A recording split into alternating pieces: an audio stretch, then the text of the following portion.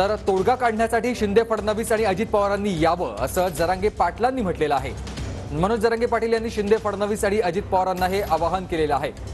आम्हालाही मुंबईत येण्याची हौस नाहीये असं देखील जरांगे पाटील म्हणतात।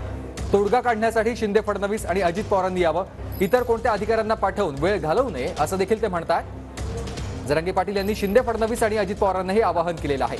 तसंच आम्हाला मुंबईत येण्याची कोणतीही हौस नाही असं देखील ते म्हणतात।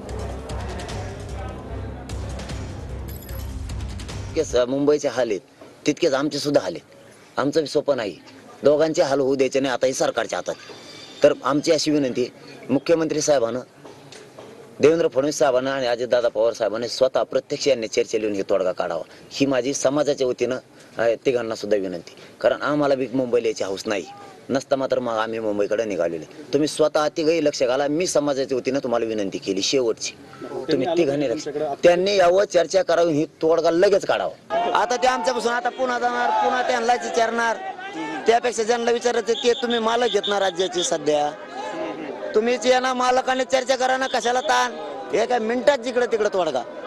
तिघांनी या, शिंदे साहेबांना पण या, फडणवीस साहेबांना पण या, अजितदादांना पण या, तोडगा काढून टाका। तुम्हाला वाटतंय का आरक्षण नजरेच्या टप्प्यात आलंय आता म्हणून? आरक्षण टप्प्यातच आहे आणि आरक्षण आम्ही घेणारच, आरक्षण घेणार। त्यांनी शांततेने हाताळावं, राज्य कसं हाताळायचं शांततेत त्यांच्या हातात आहे, आमच्या हातात नाही।